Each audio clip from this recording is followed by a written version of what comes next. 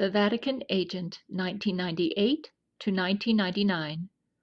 Both Gail and her son suffered debilitating allergies in 1998. Gail became nauseated with diarrhea around February 1998. Her doctor told her it was the flu, and she needed bed rest and liquids. The treatment plan didn't work, and Gail returned to her doctor. She convinced the doctor to do a stool culture, and he informed her that her gastrointestinal symptoms, diarrhea and nausea, were caused by Clostridium difficile, and that she would need bed rest and antibiotics just for Clostridium difficile for around a month.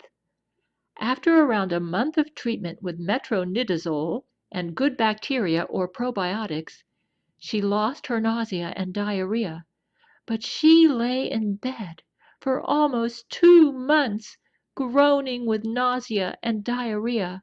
To make matters worse, the doctor's wife became jealous of Gail, assuming that because Gail liked to practice Italian with her Italian-American doctor, that Gail was after her husband.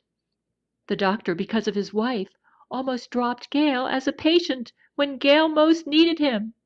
It seemed to Gail that Loree managed to poison the minds of those who cared for Gail to turn them against her. It took the doctor 1 month to diagnose her correctly with Clostridium difficile, thinking at first she had a stomach flu. So until he diagnosed her correctly, she did not improve. Gail wondered why she picked up such a powerful germ. She learned that Clostridium difficile is a serious germ with an alarming death rate and often requires hospitalization, which did not surprise her because it seemed the powerful germ would not leave until she remained on metronidazole for about 6 weeks. Nauseated for months, she wondered why her body couldn't throw off the flu despite bed rest, good nutrition, and liquids. Despite her ill health, she managed to homeschool her son and make meals, while she dragged through her days.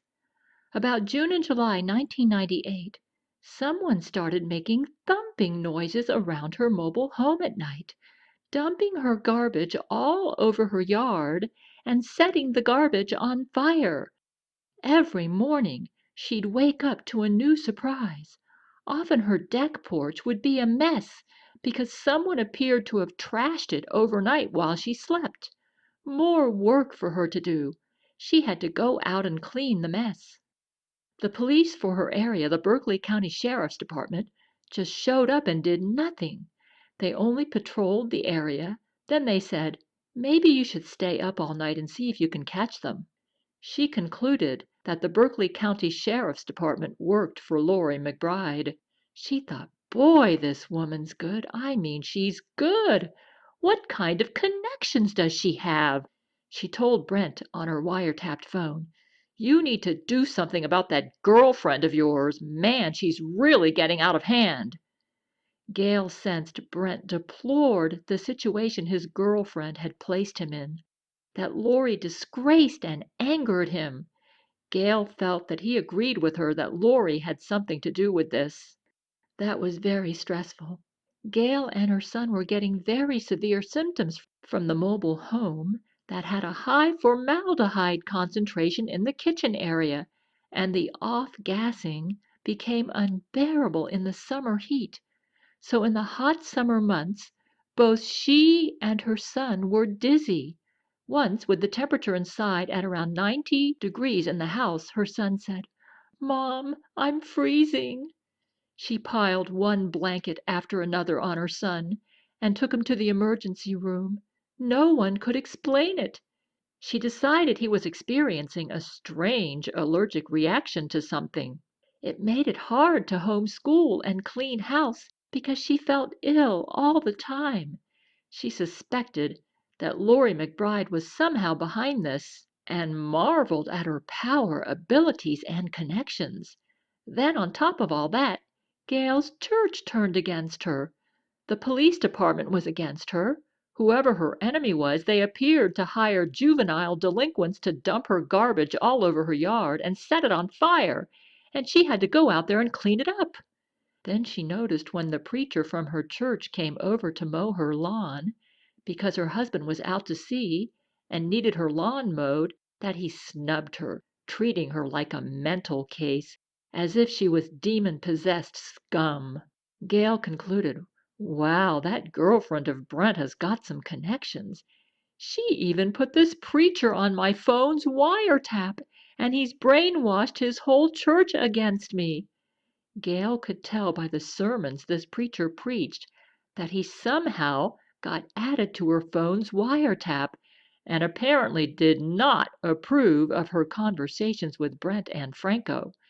She decided to only speak Italian on her wiretapped phone so that the preacher could not understand what she said. That King James only church, with around 20 members, adopted an intolerant, self-righteous spirit around Gail, treating her like a hypochondriac, demon-possessed lunatic because she bought air purifiers to deal with the dizziness from the formaldehyde in her mobile home during the hot summer months.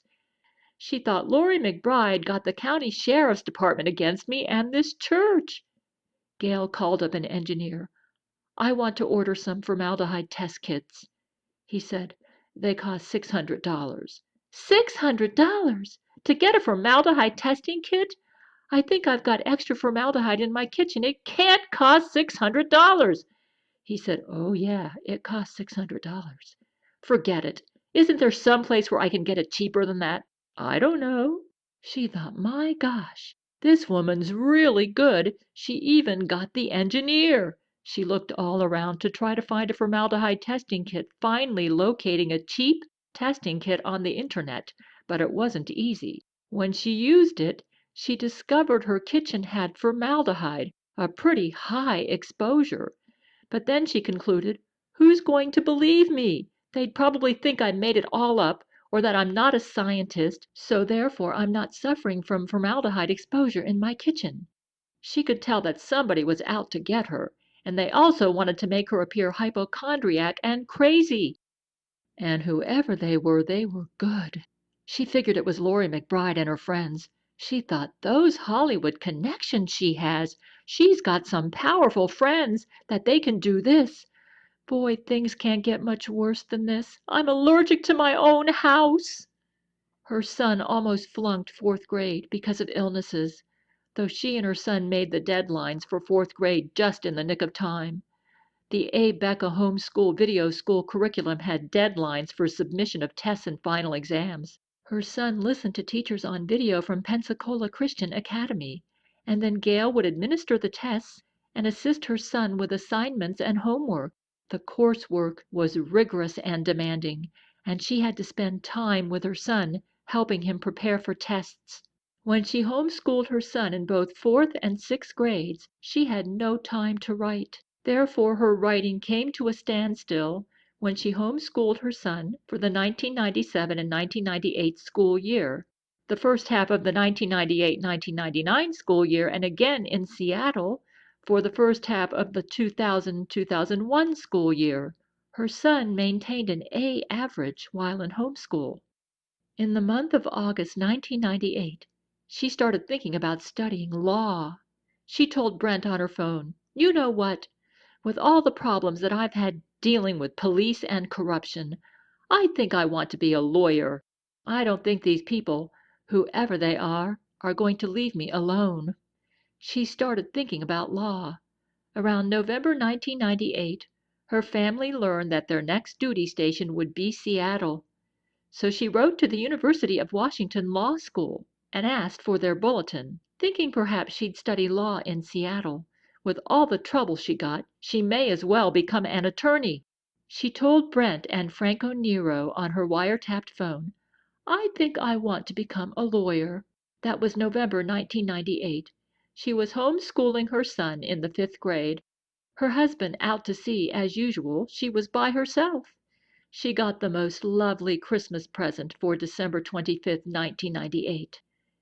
In November 1998, Gail's dizziness made her trip and fall over a dog gate at her bedroom's doorway. Her knee landed hard on something sharp on the top of the dehumidifier that cut her to the bone on her left knee. Son, go get the first aid kit now. I'm bleeding bad and have hurt myself. I'll need stitches. Blood's coming out fast. Her son rushed to get the first aid kit. With lightning speed, she put pressure over the wound because blood was gushing out and wrapped the gauze securely around her left knee. It was only her and her son. Her husband was out to sea. She limped to the phone and asked one of her church friends, a warrant officer in the Coast Guard, to take her to the emergency room. The preacher of the small church her family attended had brainwashed everyone in that church against her. So this warrant officer took her, the lunatic, demonic woman, to the emergency room. She received 9 stitches and a tetanus shot. A month after she decided to become an attorney, only with her son in her double-wide mobile home, her son said, "Mother, there's a fire outside our kitchen door." It was Christmas Day, 1998. It was about a waist-high fire, maybe about 3 feet away, like a little bonfire. "Oh, put it out." So her son got a bucket of water and he put it out. Then there was another fire by the front door. And did you know somebody was setting fires, and so they put out the one by the front door. Then there was another fire by the kitchen door. As soon as they put out a fire by the kitchen door, then there was another fire by the front door. So they went from one end of the house to the other putting out fires. Gail was filling up buckets with water, handing them to her son, plopping on her crutches from the front door to the back kitchen door and back. They must have put out about 20 fires. In between breaks, she said, "I'm going to call the police. We've got to find who's doing this." So she called the police. After 3 hours, they showed up, while Gail and her son went from door to door putting out fires. Gail thought, "Good grief, this Loree McBride. She's going too far. They need to put her in jail. She knows I'm in crutches and can't move fast. If not for my son, these fires would burn down my mobile home." For 3 hours they dealt with a blitzkrieg of fires, one by the front door, one by the kitchen door. They were all by the doors, and they put them all out just in time, just before the flames could catch onto the outer walls of her mobile home. Exhausted and stressed, finally the police showed up with black heaps where the fires had been. Gail lived in a mobile home. She knew how quick a mobile home could burn down, and the fires were close to the outer wall of her mobile home. Her son was good. By the time the police showed up, the criminals vanished, and the fire emergency had abated. She did not know it then, but she'd learn in 2012 that the Jesuits used teleportation technology to cause the fires. Just like in Star Trek, you could teleport a person from one place to another. So the Jesuits had teleported a look-alike of her son outside her mobile home, who then bounced from door to door outside Gail's mobile home setting fires. They used her son's look-alike in combination with their teleportation technology to teleport the fires to start near the doors to Gail's mobile home, and made sure all the fires landed by the doors right as the look-alike was there to make it appear that her son did the fires. Unable to make a clone of her son, Jesuits were able to make a convincing look-alike and used him when needed. Brilliant Jesuits! The brazen look-alike actually set the fires in front of Gail's neighbors, and then the Jesuits took pictures. Like they did with Loree on Brent, they set up their victim, then used their agents to take pictures to seal the evidence. Though the clever Jesuits fooled just about everybody, they never fooled Jesus Christ, and up in heaven he became quite angry over their antics. Jesus Christ knew that someday Gail would expose the brilliant and evil Jesuit order with her testimony and writings, and felt some resolution then. Never in a hurry, things were going according to his plan. Some day he would use Gail and Brent to bring down the Jesuit order. Because Gail was in crutches, without her son's help, she would not be here writing this story. She believed that Loree McBride, who's a pyromaniac, used Jesuit teleportation technology to try to kill Gail, but wanted to frame the murder on her son. Her husband was out to sea. This would also serve to remind Loree's captive, Brent Spiner, that she meant business. So the police showed up. She got asked the same question. You must have made someone awful mad, that they'd set all these fires around your house. Do you know who they are? She said, I have no idea. No way was she going to give away that Brent and Franco were on her phone. She knew Brent and Franco didn't do it. It was Loree McBride, and she wasn't going to help her out one bit. She knew that Loree was trying to kick Brent and Franco and her family doctor off her phone.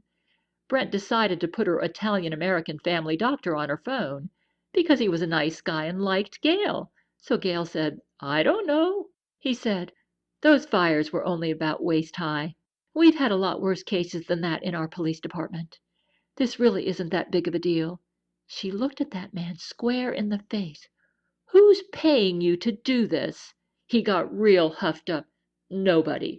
You're telling me that waist-high fires, we just had a blitzkrieg of fires, and you're telling me that this is not a big deal? Our house could have burned down.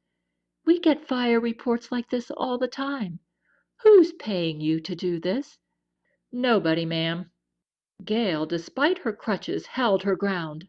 I want to study to become an attorney, and I can tell by the way you're behaving there's something fishy about you, and if I was a lawyer, I'd probably drag you into court.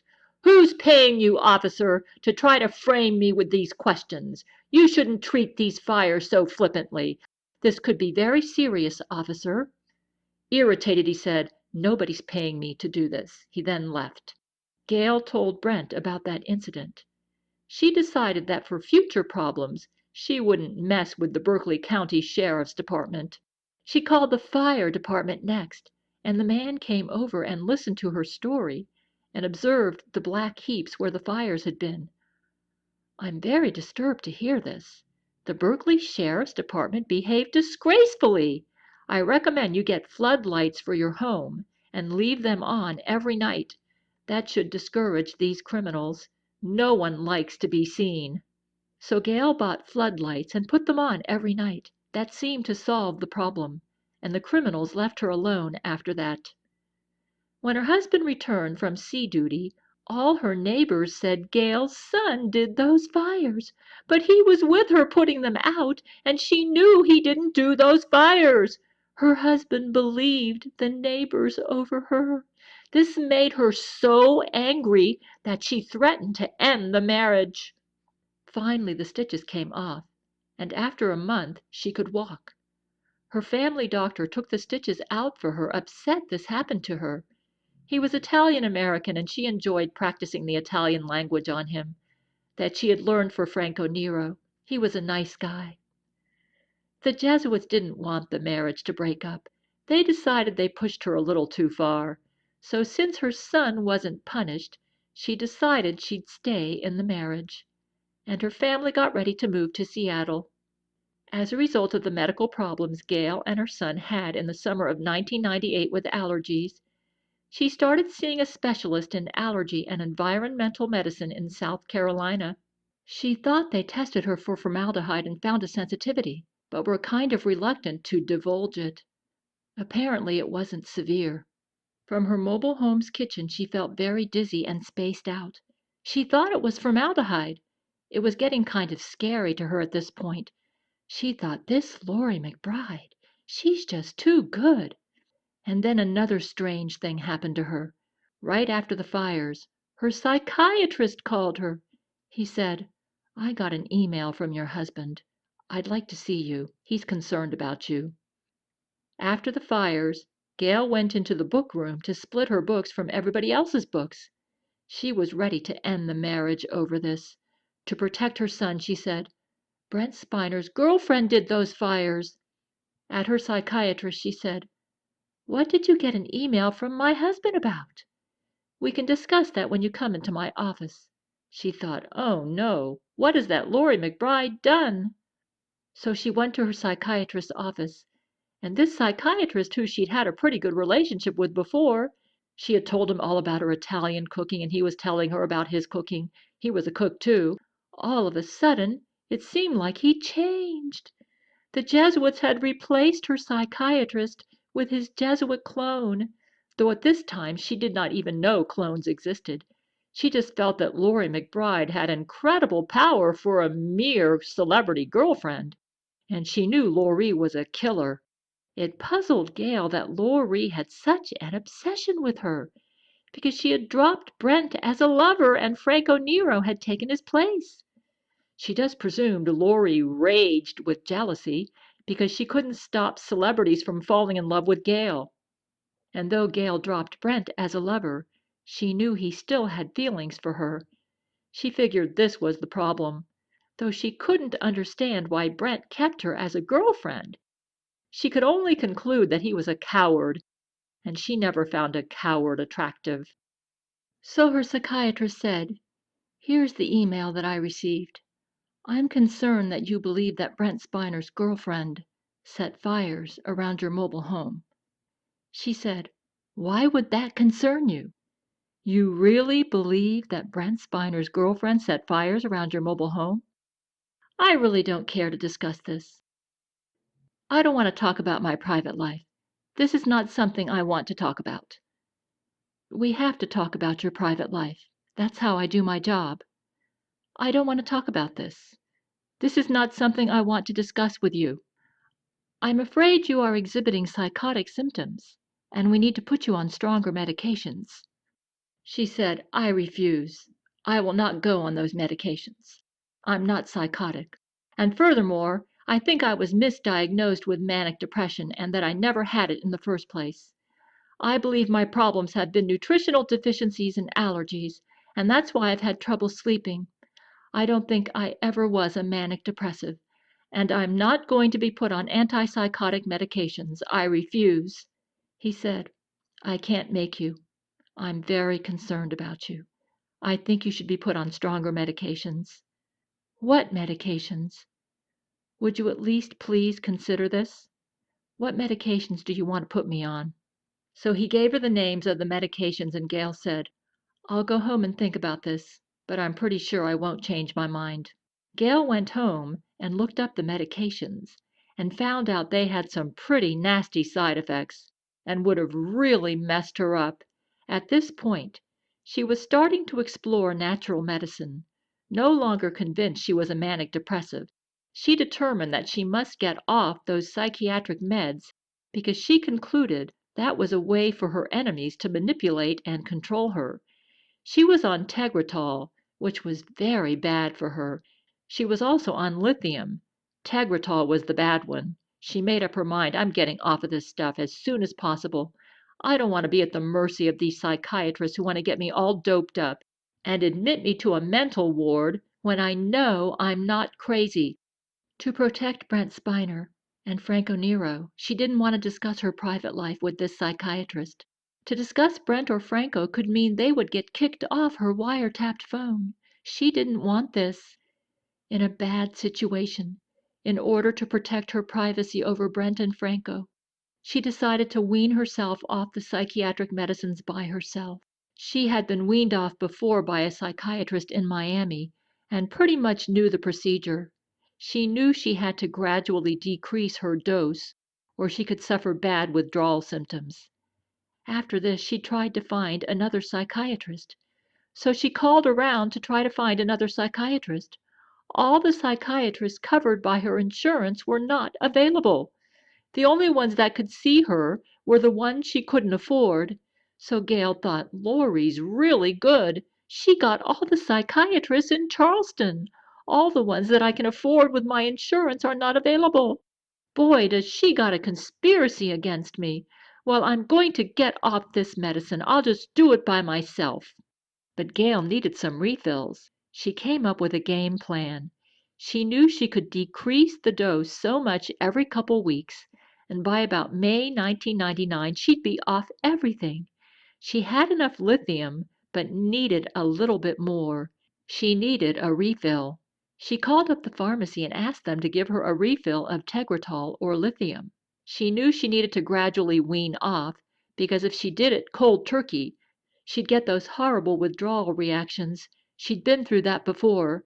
Her plan was to get enough refills so she could stock up on the medicines and wean herself off. a little short on one of her medications. She needed some more. She called up the pharmacy and they were having a problem filling her prescription. Apparently, her psychiatrist had contacted that pharmacy and told them not to give her any refills. She said, "Why can't you give me a refill? It says I have refills on my prescription." They said, "Well, your doctor just contacted us and said you can't have any refills unless you come back and see him." She thought, "What? This is ridiculous." She said, "All right." So she went back to see him. He said, "Have you thought about getting on those medications?" "I thought about it. I looked them up and they have terrible side effects. I'm not going to take them. I don't think I'm psychotic, and I don't think I'm manic depressive. Well, I'm very concerned about you. I need a refill on some of my medicines. Will you give me one?" He reluctantly gave her a refill. It was barely enough. He gave her a refill to last her about a month and a half. She didn't tell him this, but in her mind she was planning on decreasing. He gave her just enough of a refill. So she put her game plan into action. In January 1999, she started gradually decreasing her psychiatric meds. She never went back to see him or any psychiatrist again until Jesus put Gail on Seroquel in 2012. She did suffer some withdrawal symptoms, which gave her some insomnia because she didn't have enough refills to space it out as much as she wanted. She figured if she decreased the psychiatric meds and increased her vitamins and calcium and magnesium, that she'd be all right. She believed the reason she wasn't sleeping was because she wasn't getting enough nutrition, which was correct. So she started taking enzymes and increased her calcium, magnesium, and vitamins. It worked. Her sleep actually improved. Though she suffered some withdrawal symptoms from getting off the psychiatric meds, which she expected, because she had to get off them faster than she liked. She didn't have enough refills. She told herself, just go through it because once you get off, it's going to be better. By the time her family got to Seattle in May 1999, she was off all her psychiatric meds. She's never been on them since, except in 2012, when Jesus would put her on a psychiatric medication called Seroquel, mostly to treat her systemic yeast infection. She got off the medications by herself because she couldn't find any psychiatrist to assist her that she could afford. About this time, fall 1999, in Mukilteo, Washington, her son was having trouble in school. He was coming home with viruses, about 2 a week, and Gail was catching every other one. One week it would be a stomach bug. The next week it would be maybe one that hit the nervous system. She was putting him on echinacea, all sorts of good stuff. He'd get over it. Then he'd come home with something else, always sick. He said, "Mommy, the kids are making fun of me at school." And he looked like he was getting really stressed out. He was missing a lot of classes. His grades weren't doing well, which was unusual for him because he was normally on honor roll. She thought, "Oh no, now they're hitting me at the school." He was out half of the fall school year, out sick. Then he told her that all the kids in the neighborhood and all the kids at his school were teasing him. He told her, "You have no idea how much stress I'm under." She told him, "I could imagine." And she thought, "Boy, that Loree McBride is good." Gail was getting it from her doctors, getting it from her son's school, getting it from the neighbors, getting it from the credit card company.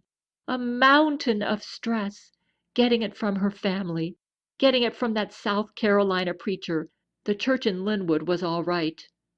When she went to church in Linwood, Washington, she had to be careful when she backed out of the parking lot because there were always people trying to trick her to hit her car from the rear. Like one time, she backed out of the parking lot at Open Door Baptist Church, and a car just sped out of nowhere and just missed hitting her maybe by 5 inches. They were trying to get her in wrecks. She would go out on the road and drive, and there would be 10 police cars hidden, waiting around the corner, hoping that she'd be speeding so they could give her a speeding ticket. She thought, "Boy, this Loree is good." She made sure she never went over the speed limit anywhere she went. Half the time she was driving, she had a fever, from one of the 20 viruses she caught in the fall of 1999 that her son brought home from school. It seemed like the pressure was ratcheting up and getting worse and worse. She told God, "I don't know how much more I can take." So many things happened to her. She was feeling very overwhelmed, like she was in a war. And she was. Gail told herself, "I am not going to let that woman win. I don't care if she kills me. I'm not going to let her win. This is disgusting. She's evil." She just made up her mind that she would do what's right, even if she went down in her own blood. She would stand by her friends. But boy, were they putting the pressure on her. Probably the greatest stress for her in the 1999-2000 year was to see what they were doing to her son. Her son started having terrible problems in school, 6th grade, and she couldn't get him out of bed to attend classes. The kids made fun of his clothes, picked on him, and bullied him. He became stressed out and didn't want to go to school, was always sick, and said he was too sick to go to school. He'd bring illnesses home and Gail would catch them. She caught about 6 or 7 viruses a month from her son, who brought home everything. He wasn't handling the Jesuit stress as well as Gail. She tried to explain to him that it was the Jesuits. She thought maybe if she let him know what was going on in her life it might help. It didn't work. It just made it worse. He thought his mom was crazy. She told him, I know this is rough. I don't think you're imagining any of what you're going through at school, and I believe that you're being harassed. I don't think you're faking your illnesses, and I wish I could do something to make life better for you. My life is so bad.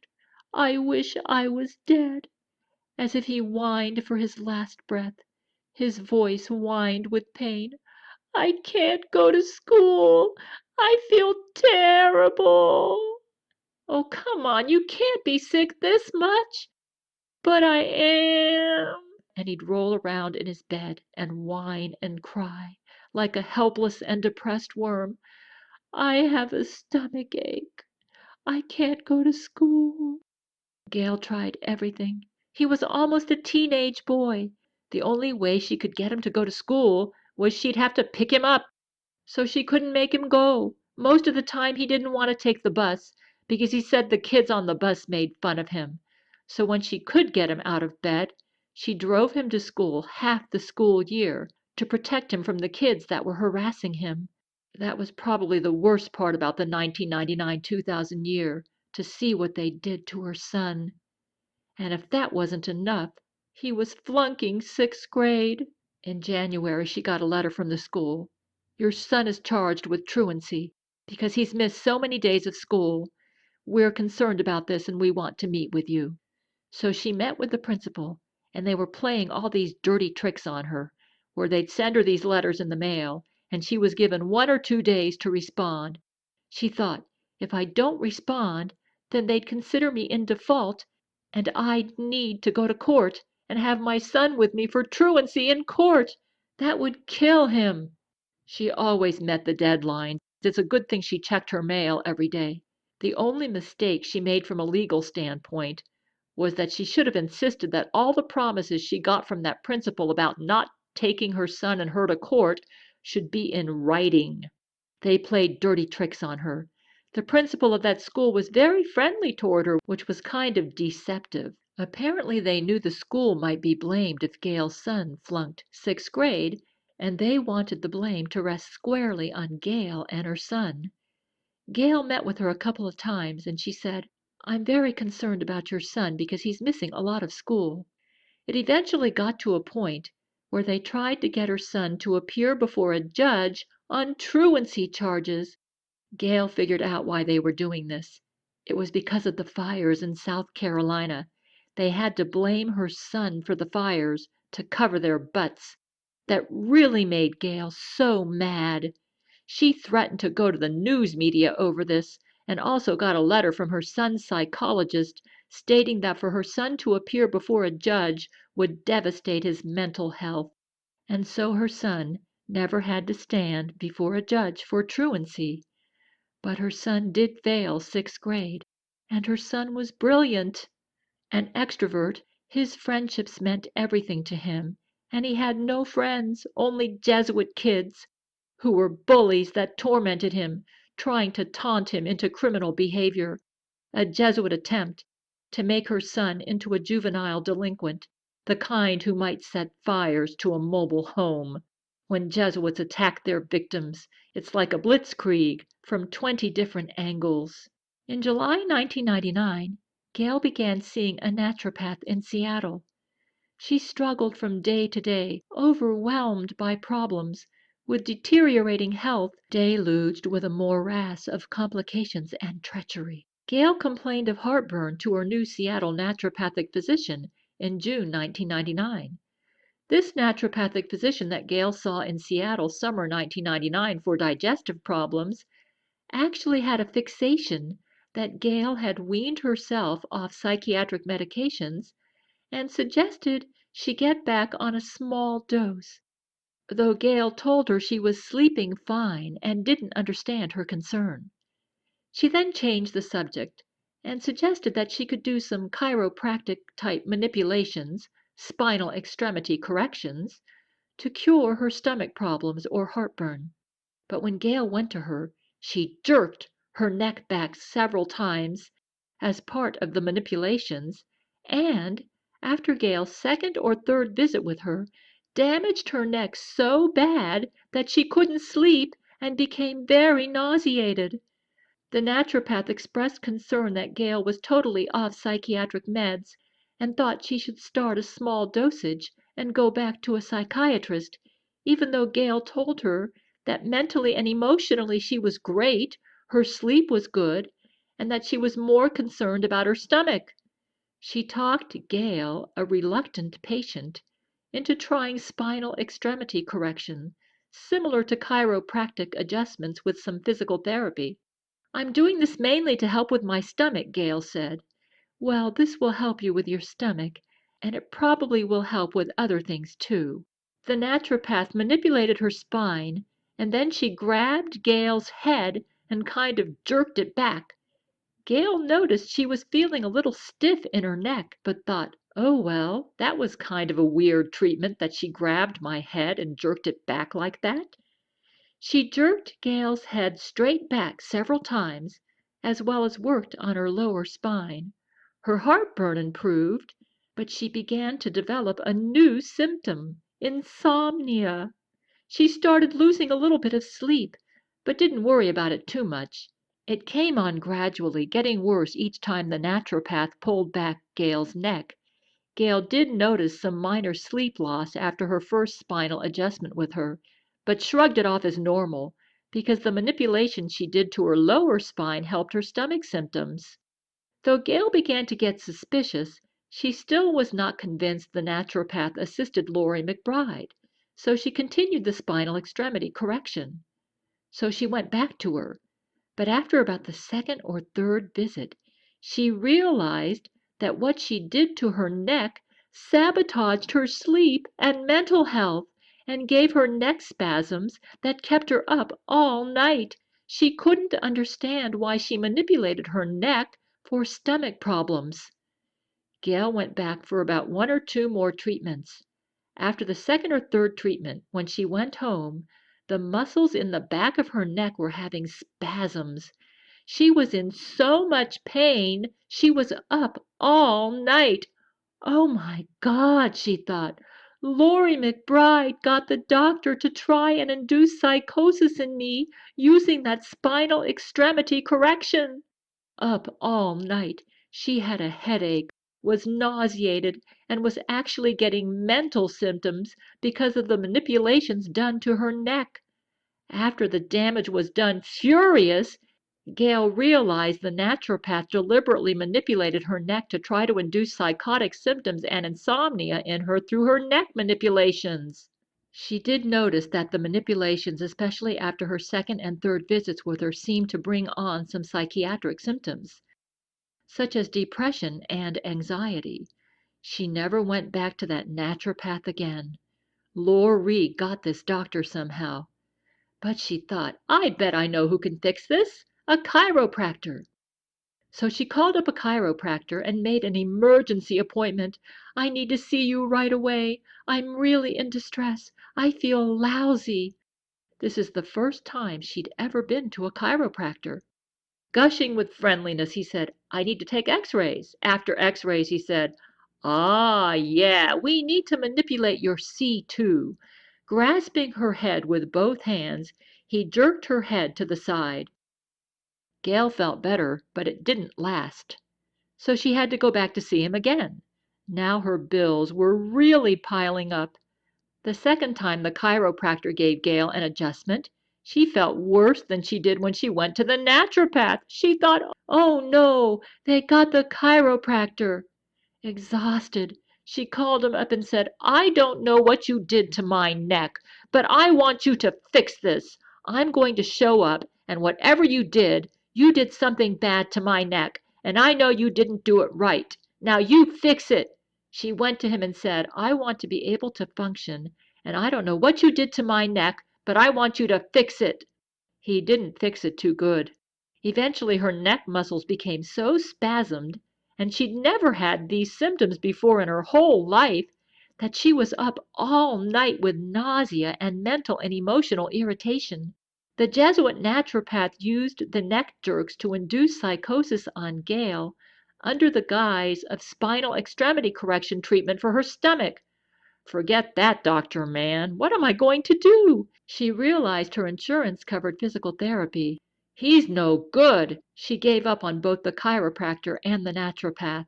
Let's quit paying out of my credit card, she thought, and go with something that my insurance covers. She went to a physical therapist who happened to be a Catholic and was really nice. Her name was Donna. She was heavy with brown hair, but not obese. With an office in Mukilteo, the Health South physical therapist was right down the road from Gail. She used some muscle manipulation that helped the muscles in the back of her neck to relax. Your C2 is in a bad position. It's lying flat up against your skull, and that's why you're having trouble. I'm going to work and see if I can get it to go down a little bit more.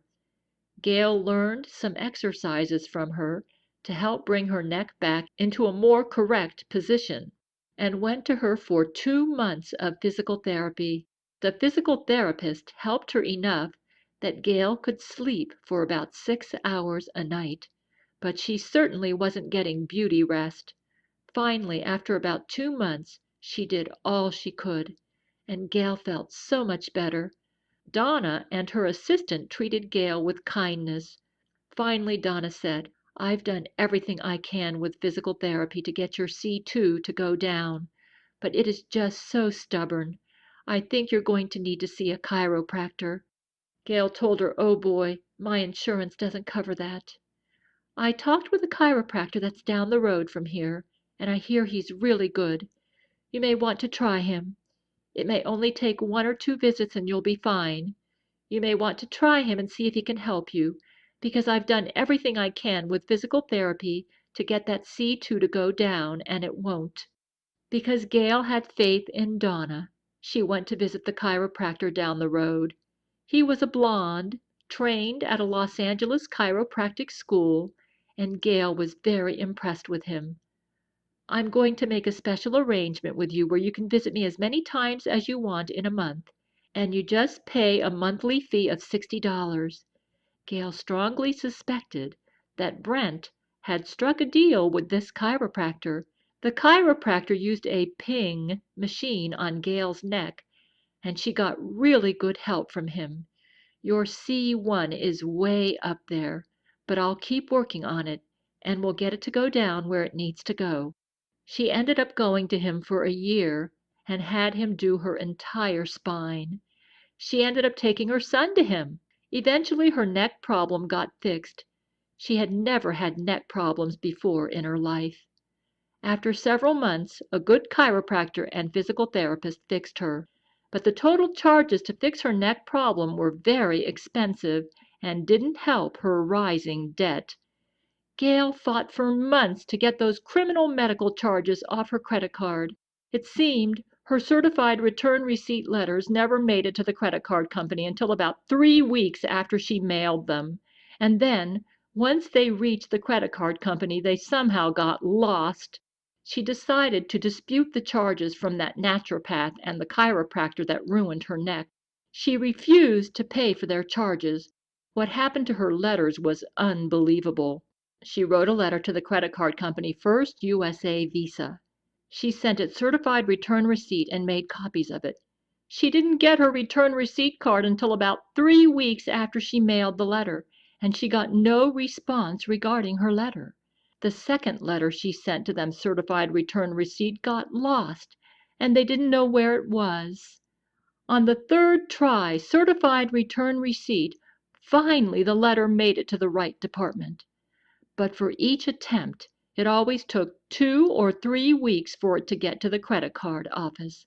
Finally, after making all sorts of copies and making about 11 or 12 letters, 3 of them certified return receipt, she finally got a response. They said, "There's nothing we can do for you about this because the chiropractor and naturopath deny that they gave you bad services."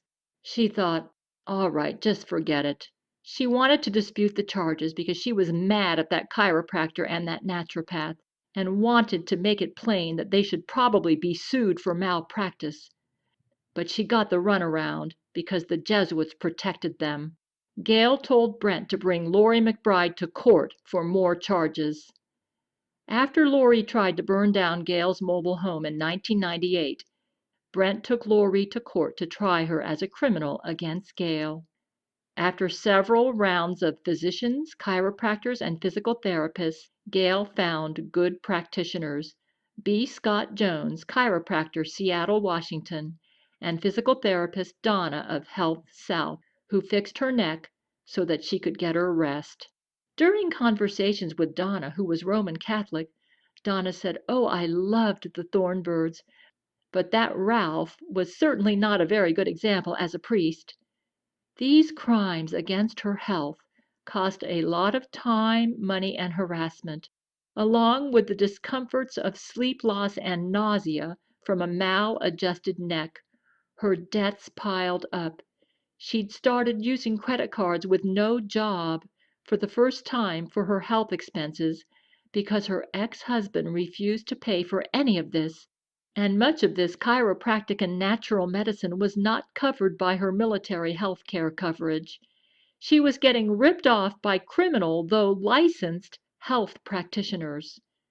During this time period, when Jesuits deluged her with viruses, her mother paid for her to study for the Washington State Real Estate Salesperson's Licensing Exam. She passed it on the first try, October 1999. Though the law interested her, she had no interest in working as a real estate salesperson, especially when she heard about real estate agents murdered while showing people houses. In December 1999, Gail went for her mammogram, like most women do every year or so. The radiologist's face in his dimly lit office, his X-ray equipment off to the side, reminded her of a phantom in a haunted house. His whole demeanor gave Gail the spooks. "It's not an emergency, but you have calcium deposits in your right breast. You shouldn't sit on it too much. It could possibly be breast cancer. We just need to do a breast biopsy under general anesthesia to get a sample of your breast tissue. We can schedule the surgery within a week." She didn't like the way they were trying to rush her into general anesthesia. "I don't think this is such a big hurry. I don't want general anesthesia." After the criminal naturopath and chiropractor, Gail had a strong distrust of doctors. "I wonder what they plan to do to me under general anesthesia." Gail was more scared of what the doctors would do to her under general anesthesia than the possibility of breast cancer. That scene with the radiologist she played over and over in her mind. It was a dimly lit room, and the radiologist came in looking really somber and serious, along with his nurse. He said, "Can you sit down? We need to talk with you about something." She sat down. "We found some calcium deposits on your right breast." We don't want you to worry about this. In 95% of the cases, it turns out to be nothing to worry about. But however, this is something we don't want to totally ignore. We want you to get this checked because there's a slight chance this could be breast cancer or a precursor to breast cancer. The good news is it looks like we caught it early, and if it is cancer, you're probably fine. We want to do a biopsy, a needle-guided biopsy on your right breast. What's involved in a needle-guided biopsy? We'd have to put you under general anesthesia, and you'd have to go in the operating room. Why does it have to be so complicated? Why do I have to be under general anesthesia? Because that's the way it's done. Can't it be done any other way? No, he said, that's the way we do biopsies. I don't know. I have to think about this. There was something about him. She felt he was spooky and creepy. She was at the point in her life where she sized up people and tried to determine if they were her friend or working for Loree. She went home and thought about that thing. She just got the spooks thinking about it. She thought, what are they going to try to do to me in general anesthesia?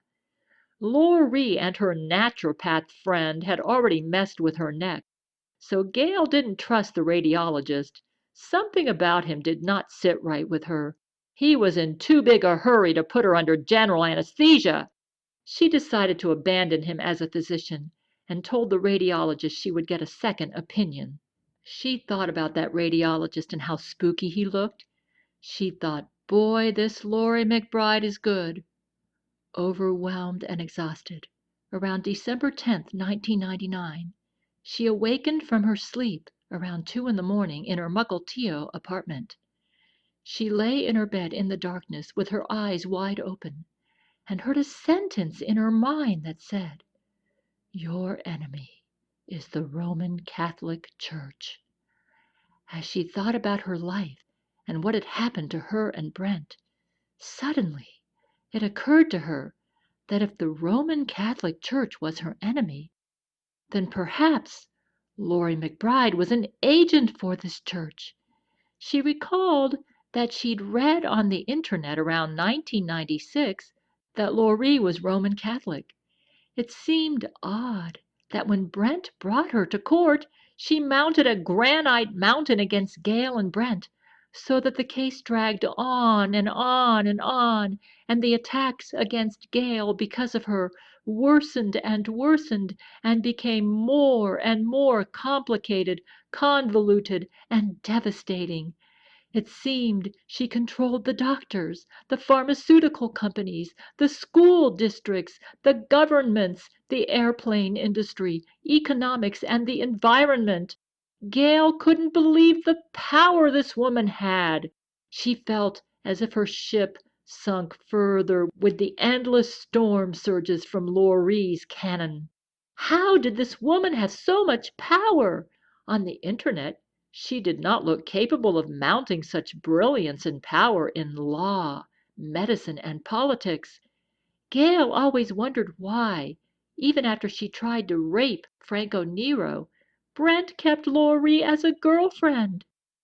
Gail figured it all out in 1999, when her God told her in December 1999 that Loree was a Vatican agent.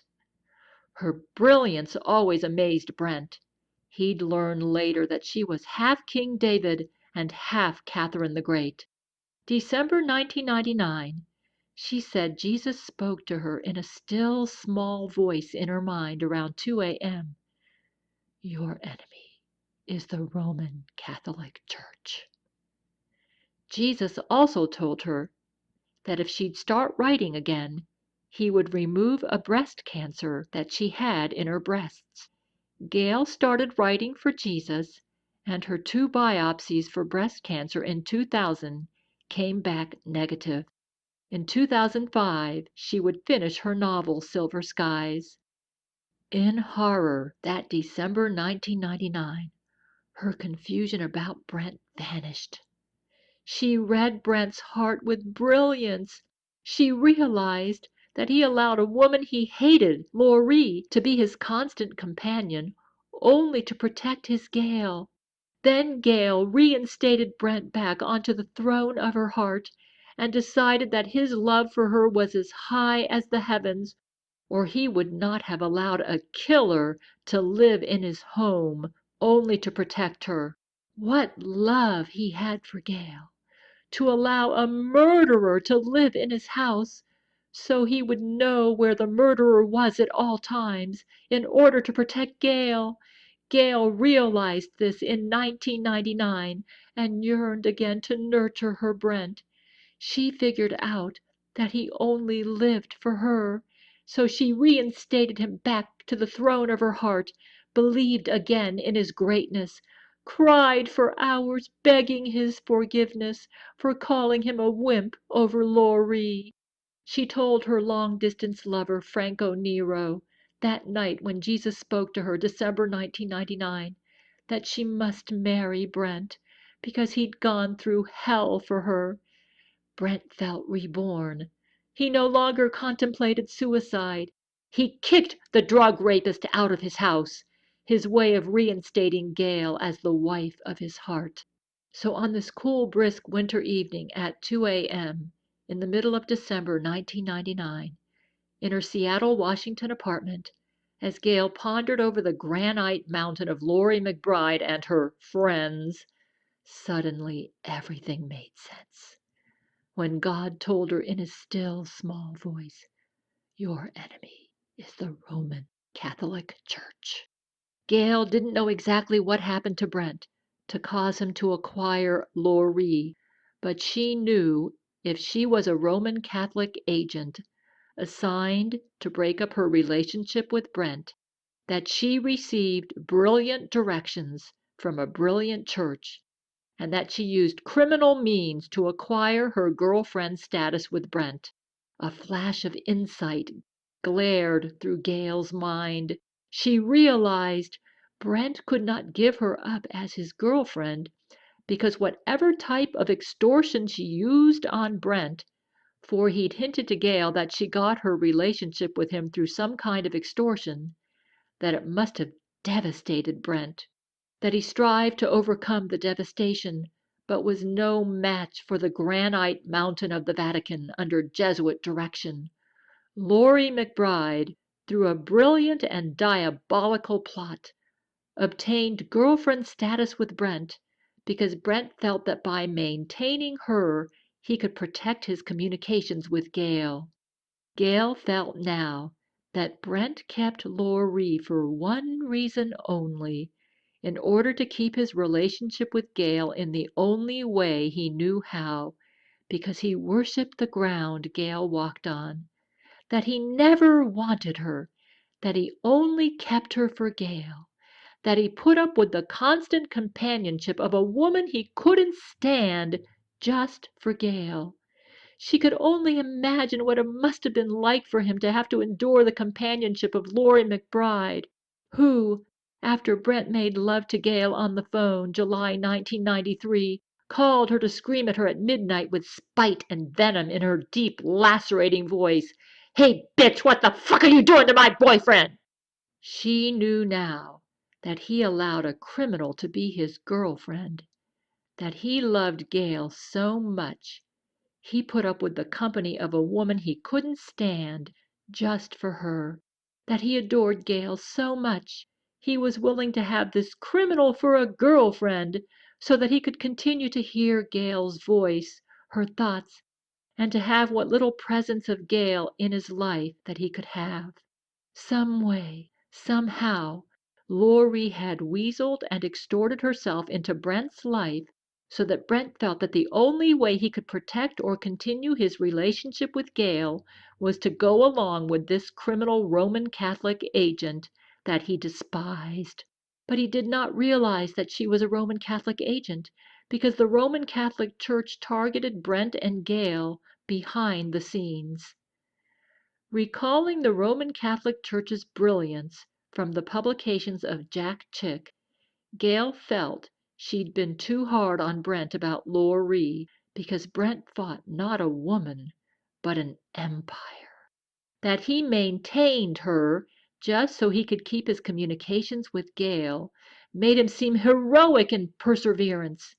Gail realized that she'd horribly misunderstood him, that he did have greatness as a man, that he had the greatness and courage to take on an empire in order to try and acquire Gail as a wife. Gail knew he must have wanted to marry her, or he would not have allowed this horrible woman to remain in his life, that he somehow had to keep her in some sort of dirty deal with Paramount, so that he could maintain his communication with Gail, and that it was awful for him, but what he felt he needed to do to maintain his communication with Gail, because he loved Gail and wanted to marry her.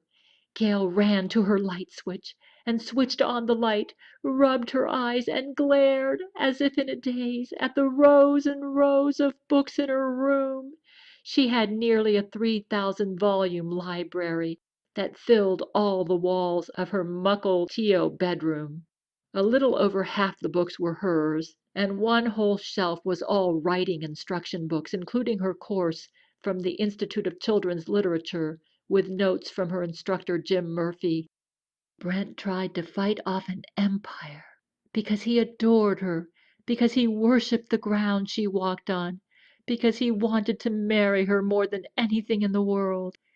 Gail had had more dealings with Loree McBride since 1998, who seemed to possess extraordinary wealth, power, and brilliance that didn't match at all her appearance in the Internet, and began to realize just how difficult and impossible it was to deal with this woman, and began to get an inkling of what Brent suffered over the years with this woman, and that the reason she maintained her public girlfriend status with Brent was an empire financed and supported her.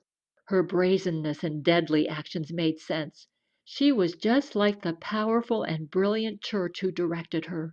She, a criminal, a pawn, cooperated with a dangerous and brilliant organization, the powerful Roman Catholic Church.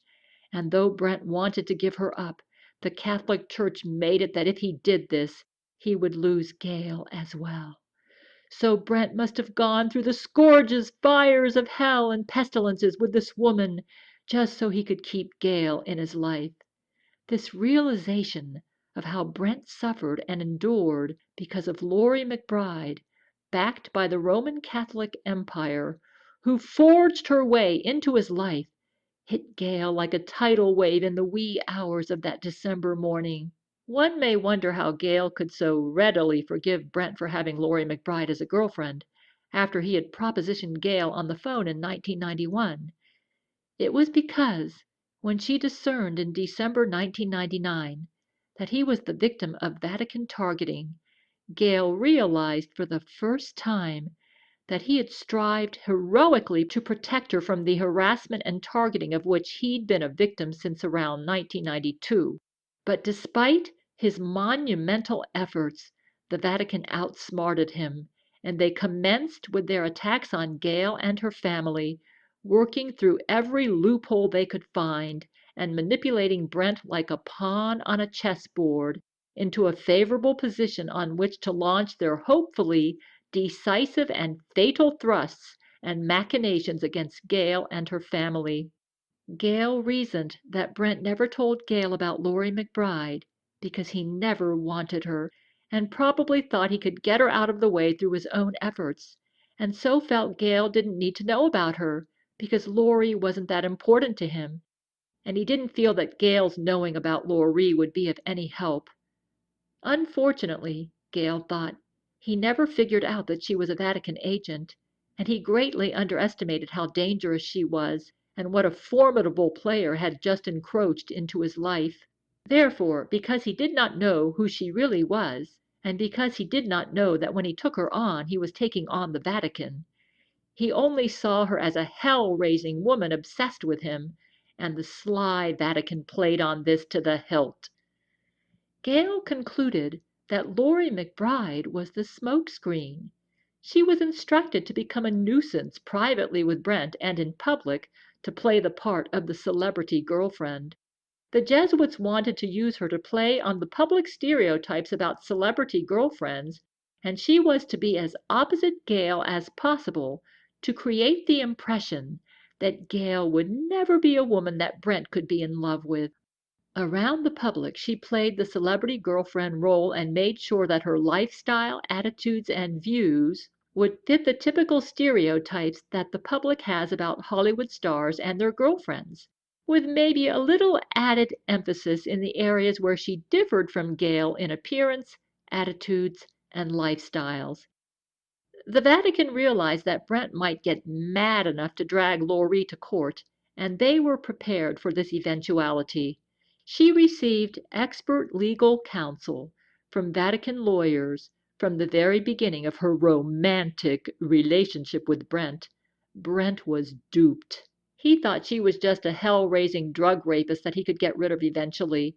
Therefore, she was never a woman that he desired romantically. Because Gail believed she blackmailed him under the guidance and advice of her Vatican legal advisors, they wanted to make sure that if all this ended up in court, they could come up with a strong case for Loree McBride. Loree's encroachment into Brent's and eventually Gail and her family's life was very meticulously planned to deal with every possible contingency. The Vatican must not be exposed, and Gail Chana must never be in a position where she could influence public opinion.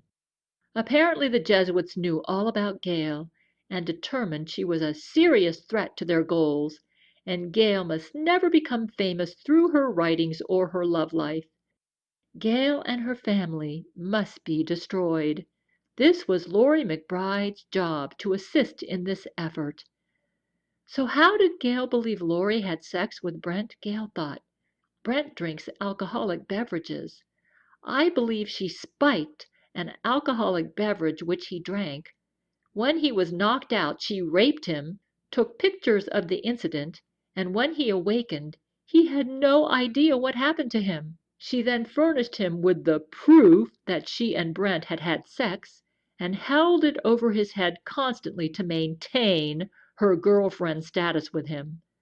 The reason the Jesuits spiked an alcoholic beverage is so that if all this ended up in court, and Brent claimed his drink was spiked, they could say he lied, and that in a drunken state he raped Loree, and that she graciously forgave him for it and kept him anyways.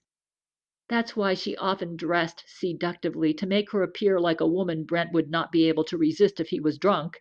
And she was very physically attractive. The Jesuits didn't miss a thing. Of course, Brent would never want me to know about this, and that's part of the reason I only found out about Loree as Brent's girlfriend from Brent's mother via the Houston Chronicle's Society page in June 1996. But why would Loree McBride insist on maintaining a relationship with a man who listened to Gail every day on the phone for hours and did this for years from 1994 and onward, and who voraciously read all Gail's letters to him? He was very interested in hearing from her, and Gail could tell he read, heard, and saw her at his every opportunity. Gail never suspected he had a girlfriend because he was giving her too much attention. That's why she was so confused when she found out about Loree in June 1996. But if she was a Vatican agent, everything made sense. Why was she so obsessed with appearing with Brent in public? Why was it when Gail dropped Brent as a romantic interest because of her that she targeted Franco Nero next? She may have tried spiking Franco's drink too, and who knows, maybe Franco was her next rape victim? Why couldn't Loree be content with Brent alone? Why was Gail's home almost burned down in December 1998 when she wasn't interested in Brent romantically and was no threat to her? If she claimed she did this because Brent had a sick obsession with Gail and she wanted to take care of his obsession, why would she desire to marry a man who was afflicted with so many hang-ups? If she was a Vatican agent, it all made sense. Loree would admit in the Quebec trial 2011 to Gail that she was the woman who called Gail around the third week of July 1993 and said in a vicious alto voice, "Hey, bitch, what the fuck are you doing with my boyfriend?" If Brent had sex with Loree, he was raped. Just because Loree was very attractive physically did not mean he desired her. These conclusions about Brent's drink being spiked were Gale's guesses and theories. If she was right, she was a genius at reading people. Gale perceived all along that he was intimidated by her. She always knew he didn't love her, but couldn't understand why he kept her as a girlfriend for so long. That is, until she figured out she was a Vatican agent. The Jesuits have made deep penetrations into Hollywood. They know how Hollywood influenced or influences public opinion. So she ran to the cordless phone in her dark living room and rushed it back to her bedroom and sat up in her bed, dialed her own number to create the blank she used to talk to Brent, and then cried her heart out to Brent for 3 hours at least. Her husband was out at sea on a deployment. Brent listened to her at every hour of the day or night. Gale believed he carried the device that he used to listen to her everywhere he went. She broke into wails on her phone, which she rarely did, because she's a strong woman. Gale pondered over all the pain and suffering Brent endured because of his love for her, because of the treachery that the powerful Roman Catholic Empire committed against his love for her. She began to realize that he had adored her since 1990, had always adored her, that he always wanted to marry her, and that he pacified and maintained Loree and endured the suffering of seeing Gale drop him as a lover for Franco, as he attempted to fight off an empire in the vain hopes he could still retain his relationship with Gale, only because he wanted to marry her, and because it meant more than his life to keep Gale's presence in his life. He felt that in order to maintain his communication with Gale, he had to retain Loree. Now she realized what pain she brought into his life, because when she found out about Loree McBride in 1996, she allowed Franco to replace him.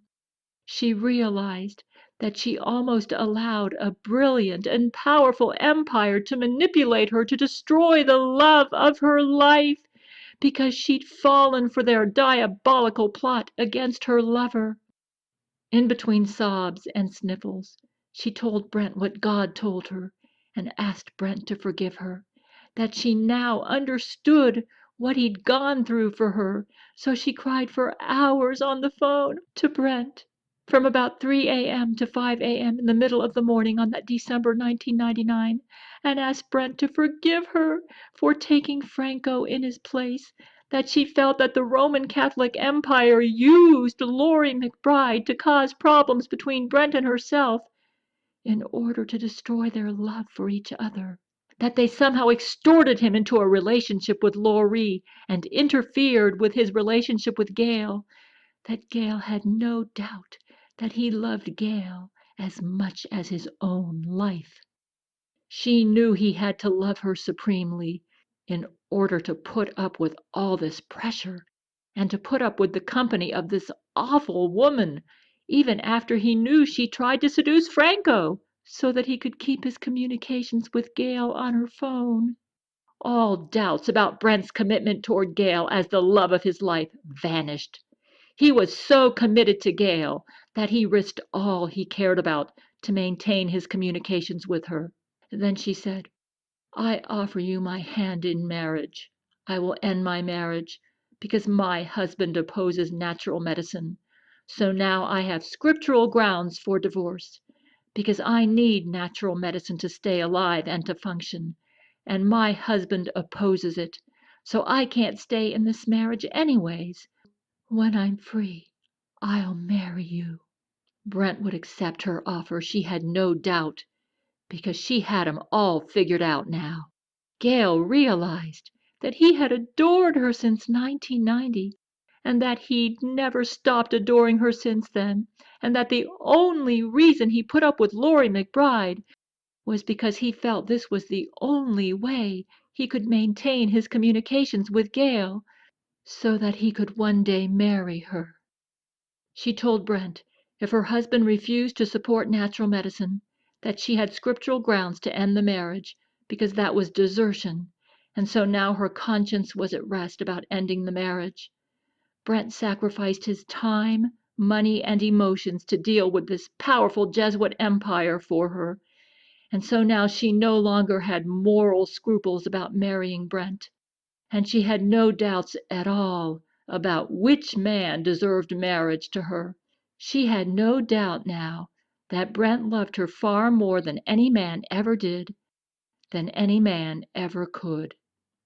God also revealed to Gail as she prayed and read her Bible in that December 1999 that if she did not end her marriage, that the Jesuits would kill her and or her son within a few years. She sensed the Jesuit noose around her neck tightening and tightening like a boa constrictor, and she knew that the Vatican would use her husband as the Vatican agent to promote her death. God told her to get out of the marriage now and not to delay any more ending her marriage. She got a distinct impression from God that it was His will for her to now leave the marriage, and that if she failed to have the courage to end the marriage now, that she would be dead within a few years.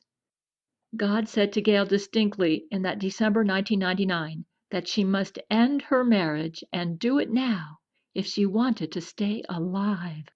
And as she viewed her life around her, she perceived her life in grave danger, and knew that God had spoken to her about His will, and that indeed, if she did not end her marriage immediately, that she would be dead within a few years. So, despite the $40,000 divorce, and despite the tidal wave of pressure the Jesuits mounted against Gail, as the divorce case went forward, she went forward with the divorce. Now that Gail knew who her enemy was, she was furious, furious, because they almost allowed her to devastate a man who loved her from the depths of his heart, and furious because they had ruined her health and used her husband to try to destroy her. Loree McBride would not easily give up her publicity boyfriend or her undeserved reputation as the Hollywood glamour queen, and she had the backing of a Roman Catholic empire with wealth far more vast than Brent or Gail would ever have, to support her in her attempts to control and take over Brent Spiner. But you can live with someone in their house or at their workplace day by day and still not know them. These, like Loree, are obsessed with illusions, with impressions, with appearances, with falsehoods, with lies, with delusions. Such was Loree with Brent Spiner. She didn't love him, but only wanted to use him to promote Jesuit agendas. She never gazed into his eyes to explore his manliness, courage, or honor. She could care less about this. These traits got in the way. They were useless drivel. Brent, not a romantic interest to her, was a conquest for the Jesuit order, a star she could shine with. Her relationship with Brent was a career, not a matter of falling in love, but a matter of serving the interests of the Jesuit order, to ensure that Gail Chana would never have a famous man for a lover or a husband. Ever aware of impressions, she'd use her knowledge of press and public relations to manipulate and extort herself into girlfriend status with the nice and easy Hollywood star. With Brent as her perfect sucker, she knew he'd do anything to protect Gail. Yes, he'd do anything, even take Loree as a girlfriend, if she set up conditions so he'd have to do this to protect the woman he adored. So she set him up and raped him, and shoved herself into his life and into his relationship with Gail. She got between Gail and Brent to try to break them up, to have Brent all to herself, to ensure that Brent Spiner would never marry the Howard Hughes Catherine the Great woman, and thus destroy the goals of the Jesuit order. She knew the complications in their relationship. She knew Brent was helplessly in love with Gail, and discerned that she could manipulate these complications to her advantage. She could take care of his infatuation with Gail, because she knew enough about Christians to know how to make him nauseating to Gail. Once she got her title the girlfriend of the famous Brent Spiner, she had the clout she needed to win her war against the nobody housewife. with stars in her eyes about her hero that Brent wouldn't give up on. But to remove Gale from his heart became a tougher obstacle than she anticipated. No ordinary housewife, shrewd Brent discovered rare traits in Gale that he could find in no other women. Loree began to realize that her sparkling good looks and cruelty towards Brent and others paled in comparison to Gale's penetrations into Brent's heart and soul, and her extraordinary courage, devotion, and passion in the way she loved him. Gale's soul and spirit left such imprints in Brent's heart that Loree could do nothing to remove Gale from his heart, so that he idolized Gale day in and day out, no matter what Loree did. So that one day Loree called Gale up like an earthquake and screamed with venom, "Hey, bitch, what the fuck are you doing to my boyfriend?" She appeared with him in public as much as possible to irritate Gale, but Gale ignored her to her irritation, and she never could get in the way enough to cause problems. Until Loree printed a lying Houston Chronicle snippet that claimed that Brent's own mother announced how Brent gave Loree a birthday bash at Spago's in L.A. on June 26, 1996. Loree stole Brent's credit cards to give herself that birthday bash as the girlfriend of Brent Spiner. Brent was not there because he was not invited. Besides, who'd believe a Hollywood star could be so noble in love that he'd adore a poor nobody homemaker?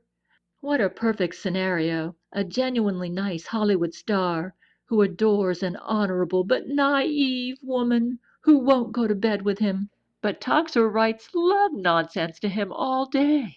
So as Loree observed Brent Spiner, she plotted and schemed a way to weasel this man into a marriage with her, to trap him into a relationship with her that would ensure Brent Spiner would never marry Gale Chana.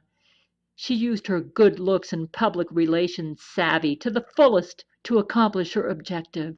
A rape would be the perfect way to gain entrance, because with her good looks, who'd believe Brent if he claimed that she raped him? Brent would be so devastated by the rape, which he was, that he'd lose his head, so that he wouldn't lose the love of his life. Loree would take full advantage of his emotional devastation to trap him into a relationship with her. This evil woman, fully aware of stereotypical public perceptions, used this knowledge to the fullest advantage. Yes, she didn't have stars in her eyes about Brent, because her only feelings and goals for him were to enjoy and use him for the Jesuit order, not to nurture or support him as a soulmate or a husband. While Brent's heart withered in despair in September 1992, when Loree somehow managed to obtain his sperm as evidence of his sex with her, as he contemplated that he could lose the woman of his dreams forever, Loree bided her time to go in and make the attack in order to promote her Hollywood romance career, to ensure her name blazed besides his in all press releases. She planned associations with him as much as possible to create the impression that he could find her attractive, and that he had an authentic boyfriend-girlfriend relationship with her that included regular sex. The Jesuits used Paramount to give Loree the legal and financial backing she needed so they could use her to blackmail Brent's love for Gale. When Brent eventually signed his contract with Paramount to allow his extortioner to enter his life, Loree McBride floated in dreamland, her brilliant Hollywood romantic career as the destroyer of the love between Brent and Gale had begun. The Jesuits never expected Gale to figure out as much as she did, but God told her in the wee hours of that December 1999 that her enemy was the Roman Catholic Church. By 1998, after Franco rejected and exposed her, Loree felt threatened that she would be exposed as the fraud and rapist she really was, and she realized that she had failed utterly to stop Brent's love for Gale, and that he loved her more than ever, and that the Jesuits would kill her for this. She had failed in her assignment, an assignment that cost the Jesuits and Brent millions of dollars. Even worse, because of Franco. Her reputation as a nice girl was about to be demolished. Her Hollywood romantic career as the girlfriend of Brent Spiner was ruined. All she cared about had burned up in a vast bonfire. Already, all the Hollywood men labeled her as the dirty whore who tried to seduce Franco Nero while she paraded as Brent's girlfriend. Her reputation as a cute Hollywood blonde, which was her obsession, was ruined because of Franco Nero. Even her 2 dogs could not overcome the damage.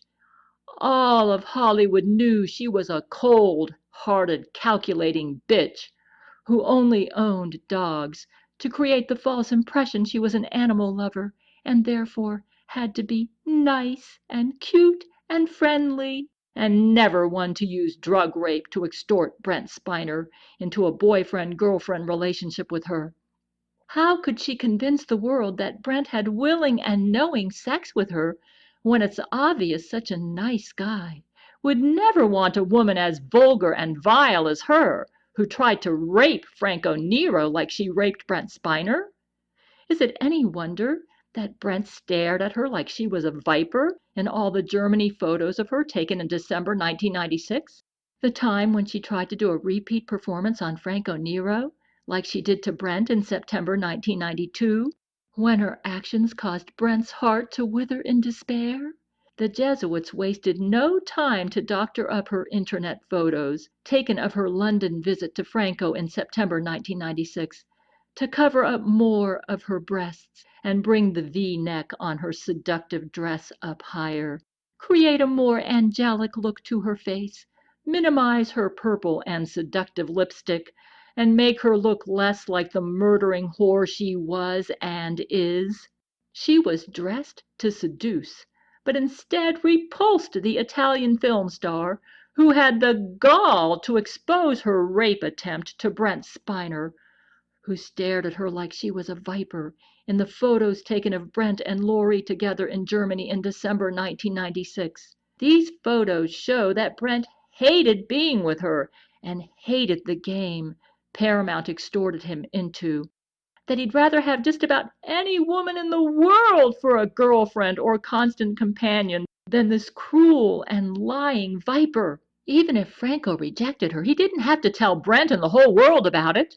Her expression in the Germany photos indicated she wanted to kill Franco Nero and Gail for how they ruined her life. Loree McBride, or her clone, would now impregnate herself with Brent's sperm in September 2001, after the Jesuit 9/11/2001 plot to terrify Gail with the World Trade Center attacks had failed, causing Gail to transfer her desire to marry Brent to Russian President Vladimir Putin. So the Jesuits, realizing Gail had become enamored with Vladimir and had somewhat put Brent aside, would use semen they had stolen from their September 1992 rape of Brent to impregnate Loree McBride through artificial insemination. The Jesuits, who created clones of just about everyone on Earth, could easily steal any man's sperm without his knowledge or consent and use it to destroy any relationship, like the relationship between Brent and Gail that threatened Jesuit goals. Before 9/11/2001, when Gail first realized that Loree McBride was a Vatican agent, she wailed on her wiretapped phone to Brent, "Oh, Brent, I'm so sorry that I kicked you out of my heart as a lover. I will dream about making love to you again. In fact, because you have put up with so much for me to protect me, I will marry you." Gail sniffled and cried for some minutes, then got herself together. "I will lay down an ultimatum with my husband and tell him that if he won't pay for my naturopathic medicine that I will divorce him. He's so stingy, I know he will not help, and then I will have scriptural grounds for divorce. Desertion, because he refuses to pay for the medical care that will keep me alive." Gail forgave Brent Spiner in December 1999 and fell in love with him again, all because of a thought that came to her mind as a still, small voice. It was God. God spoke to her at 2 in the morning while she lay on her bed in her Seattle apartment.